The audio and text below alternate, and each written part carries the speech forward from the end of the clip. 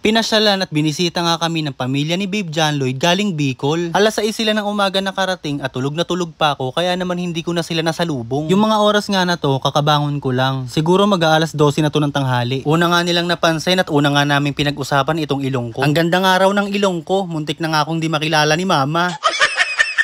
Tawa nga kami agad ng tawa. Na-excite nga ako bigla dahil may iinitin pala kaming pasalubong galing Bicol. Syempre, isa sa flagship ng Bicol, itong laing. Talagang nag-effort sila mama na magluto ng laing para lang ipasalubong sa amin. Thank you ma. Sabik ako dito dahil pag nandito kami sa Bulacan, hindi kami nakakakain ito. Kasi matrabaho to pag niluto. Wala kaming oras ni babe. Kaya maraming salamat po talaga ma sa pag-effort. Shing! Kung napansin nyo dito na nahulma na siya sa Tupperware kasi nilagay muna siya sa freezer habang tulog kami ni babe siguro para hindi masira. Kaya nabuo siya ng ganyan at iinitin muna namin. Nga pala guys, malamang may tanong na din kayo kung bakit namin pinapunta yung pamilya ni John Lloyd dito. Bakit nga ba? Secret muna. Sorpresa namin sa inyo at mas lalong sorpresa namin sa kanila. At masasabi namin ni babe dito na isa ito sa magandang bagay na magagawa namin sa mga nanay namin. Mahal na mahal namin yung mga nanay namin kaya gagawin namin to hanggat malakas pa sila. Basta malalaman nyo rin yun kung ano yun. Surprise! Anyway mga kahuli, konting story sharing lang. Minsan kasi may nabasa akong tanong dito na bakit sa Bulacan daw kami nakatira at hindi sa Bicol. Ang Bulacan kasi ang pinakamalapit na probinsya sa Maynila. Kaya matik mas malapit ito sa mga opportunity at komunidad. Kaya kahit si Babe John Lloyd mismo mas prefer na manirahan dito. At ang mahalaga doon, nakabukod kami. Dalawa lang ang hari. Shing! Maya-maya nga naghiwa-hiwalay at nainit na rin namin tong laing. Grabe nakakatakam, ang daming alamang na ang tawag sa kanila ay balaw. Itama nyo na lang po kung mali ako pero alam ko balaw ang tawag dito. Ayan oh, ang dami pang ang pork, sarap.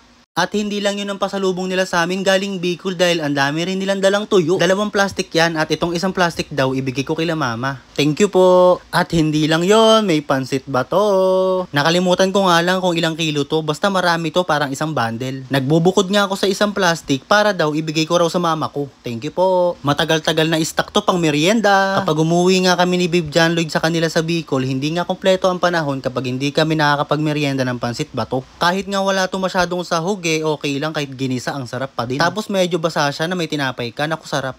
At ayun nga, pagkatapos ko mag-ayos ng mga pasalubong nila, sa wakas makakakain na ulit kami ni Babe ng laing. Sorry, panay ang tingin ko rito sa mukha ko. Grabe kasi ang pagka-oily. Magiging sobrang oily daw talaga yung T-zone. Lalo na raw kung hindi pa fully healed yung rhinoplasty mo. Anyway, solid nga pala yung lasa ng laing na dala nila, grabe. Lasang-lasa yung balaw at yung gata.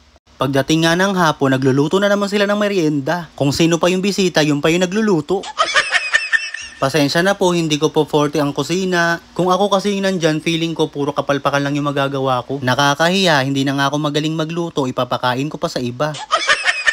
Hindi talaga ako ka-confident ba? Maghugas na lang talaga ako ng pinggan para hindi mawala mga appetite nyo ba? Naalala ko nga nagluto ko ng pansit bato sa kanila sa Bicol. Pakaalat. Parang gusto ko na maglaho pa uwi ng Bulacan. At eto na nga luto na yung niluto ni Mama Erlinda na pansit bato na may pamanok pa, naku sarap talaga. Tinatakam ko lang talaga kayo sa video na to. The delicacy of Bicol ba? Eto nga si matmat na pamangking ko, kinakalabit pa ako, napakatakaw. Kain na po tayo, maraming salamat po.